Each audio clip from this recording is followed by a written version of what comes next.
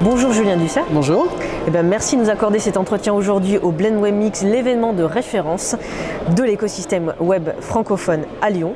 Alors, vous avez fait une conférence sur Siri, Google Home, Amazon Echo, quand la machine se rapproche de nous. Alors, moi j'aurais une première question. Oui. La meilleure technologie aujourd'hui, c'est celle qui se fait oublier ? Oui, qui se fait oublier justement à destination de l'utilisateur. Parce que l'objectif justement de la technologie, c'est la technologie qui devient transparente au profit de l'expérience. C'est-à-dire jusqu'à maintenant, si on pensait que l'innovation passait forcément par l'innovation technologique, je pense, et qu'on est beaucoup à penser, que l'innovation passe aussi par l'expérience. C'est ça le point principal. Dans votre conférence, vous expliquez qu'on cherche à humaniser la technologie au profit de la fameuse expérience client, oui. Justement. Est-ce qu'on joue également sur l'émotionnel du consommateur pour vendre ces nouvelles technologies ? On peut prendre l'exemple de la Lovebox, qui est très proche d'ailleurs de Grenoble, chez nous. Est-ce qu'on joue sur l'émotionnel ? Est-ce qu'on peut vraiment considérer le facteur émotionnel dans l'acte d'achat de ces nouveaux objets ? Si oui, à quel niveau ça se passe ? Alors, moi je suis un peu moins sur la partie consommateur, un peu plus sur l'utilisateur, mais si je devais répondre à ça, ça touche d'un point l'utilisateur.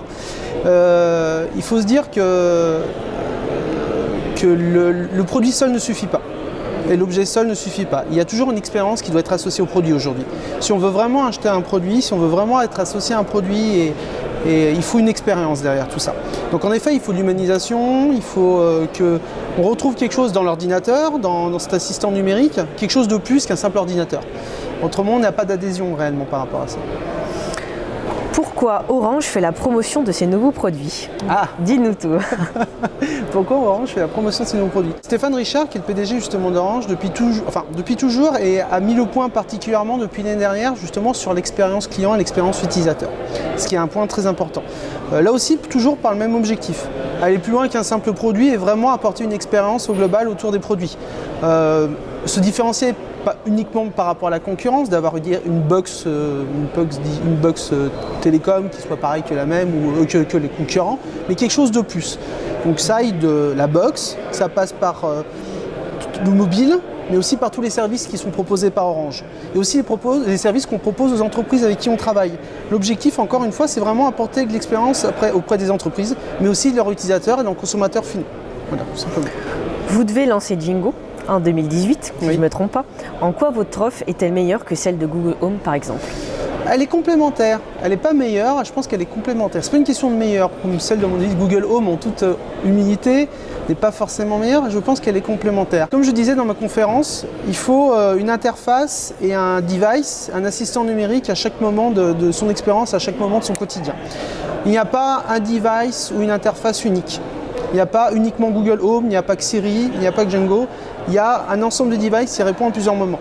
Je pense que pour des clients Orange qui sont déjà dans l'atmosphère des produits Orange, de la Livebox, de tous les services que peut proposer Orange, Django participe justement à cet univers. On peut avoir aussi Google Home, on peut aussi avoir Alexa, mais je pense qu'ils sont encore une fois sont complémentaires, mais pour des usages un peu différents au quotidien.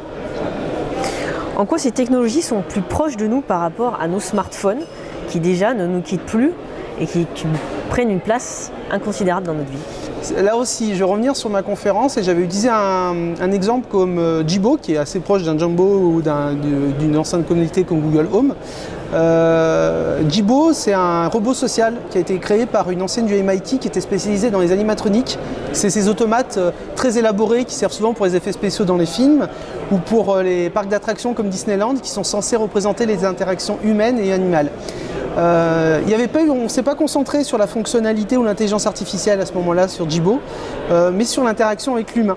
Et beaucoup de voix du numérique en ce temps-là sont enlevées en disant il n'y a rien de plus qu'un smartphone, ça fait des notifications, la reconnaissance vocale et faciale. Mais la vraie innovation justement c'était l'interaction avec les humains. C'était le fait qu'au lieu d'avoir une simple interface qui ne parle pas, que nous utilisons, là, on avait vraiment quelque chose de plus humanisé, donc plus simple à utiliser, plus naturel au final. La communication, l'interaction est forcément plus naturelle et ouvre à plus de personnes. C'est ce que je dis souvent. Je pense que la fracture numérique sera réduite grâce justement à ces nouvelles interactions beaucoup plus humaines. on n'aura plus à apprendre à utiliser une machine. Un smartphone, ça peut rebuter certaines personnes comme les personnes âgées. Et on remarque justement que des choses plus simples, plus humaines, on voit par exemple les pays asiatiques, et comme certains robots, sont plus acceptés par les personnes âgées qu'un smartphone classique au final. Est-ce que vous utilisez cette nouvelle technologie chez vous? Oui, moi j'en... Qu'est-ce que ça vous apporte aussi? Alors moi, j'ai un côté un peu geek, j'ai un côté un peu qui n'est pas très objectif parce que c'est mon métier, donc j'utilise pour consulter, etc. Alors j'essaye de partager ça à mes proches. Et là, c'est là où je sors mon côté un petit peu et j'essaie de leur expliquer justement l'intérêt, la simplicité, la facilité et justement le fait qu'on crée un nouveau rapprochement avec la machine. Alors, pour être franc, au tout début, parler à mon smartphone ou parler à une enceinte connectée, c'était pas un réflexe. Même moi, personnellement. Mais il faut trouver un équilibre, encore une fois. Que ce soit moi ou quelqu'un d'autre, je pense qu'on ne va pas tous aller vers un assistant vocal. On ne va pas tous se mettre du jour au lendemain à tout le temps parler à notre assistant vocal. Encore une fois, il faut une interface à chaque moment. Je vais garder le smartphone. Moi, je continue à utiliser le smartphone dans ma poche. Il y a des moments, je vais utiliser mon enceinte connectée quand je suis dans le foyer, que je suis assis dans mon canapé, comme si je parlais avec quelqu'un de mon entourage. Parce que c'est simple, j'ai juste à dire « Ok Google », Ok Jumbo, ok Jibo, qu'importe, il va me répondre tout de suite, donc c'est une facilité. Mais il faut garder un équilibre. Je suis passionné de montagne, quand je vais en montagne, je quitte mon smartphone, je quitte ma montre, je quitte mon enceinte, et là je suis face à la nature, c'est mon moment à moi. Donc au final, tant qu'on garde un équilibre et qu'on sait utiliser la machine au bon moment, quand elle nous sert vraiment à nous simplifier la vie, il y a des choses qui sont fastidieuses, où on a envie de dépasser des trucs qui sont d'automatiser certaines choses, la machine est bien. Mais justement, il faut qu'elle soit un peu humaine pour qu'elle soit facile à utiliser encore une fois. Aujourd'hui, on est au Blend Web Mix. Oui. Quel mot vous auriez pour définir cet événement? Échange, surtout dans un premier temps. Échange pour les professionnels entre eux, parce qu'on retrouve des gens qu'on connaît dans notre réseau de professionnels. On découvre des gens qu'on ne connaissait pas ou que par les réseaux. Ça aussi, on a beau travailler dans le digital, ne passer que par Twitter ou que par des réseaux comme LinkedIn ou des choses comme ça, c'est pas suffisant. Il faut échanger. Même j'ai des amis proches qui sont au final des concurrents. Et c'est pas grave. On s'améliore sur nos méthodes, on évolue sur nos méthodes, sur nos façons d'appréhender le marché, et c'est que comme ça qu'on travaille. Le digital, c'est un monde nouveau, récent. Dire qu'on est senior à 35 ans dans le digital, c'est un peu bizarre. Mais pourtant, c'est le cas parce que c'est tellement récent, c'est tellement neuf. Il y a tout à faire et ça continue d'évoluer tout le temps. Et des lieux comme le Blend, des événements comme le Blend, c'est vraiment pour continuer à créer ce réseau, mais aussi pour évangéliser. J'adore utiliser ce mot. Faire une conférence 15 minutes, c'est pas facile. Mais c'est un moyen d'évangéliser de manière très rapide et de manière très dynamique et de porter justement cette bonne parole, c'est le mot évangéliser, pour dire le digital, ça va plus loin, c'est d'expérience. Venez, vous voyez dans le digital ce qu'on peut faire, ce que ça apporte à votre entreprise, parce qu'il n'y a pas que des gens du digital, il y a des entreprises lambda qui viennent au Blend aussi, pour découvrir ce qu'est le digital et qu'est-ce que ça peut apporter à leur entreprise, à leurs consommateurs, à leurs utilisateurs. Et encore, c'est ces échanges, et vraiment ces échanges humains au final. Pour dire encore une fois que le digital, c'est pas que numérique. C'est humain aussi, c'est réel, c'est vrai. Et comme pareil avec notre compagnon numérique.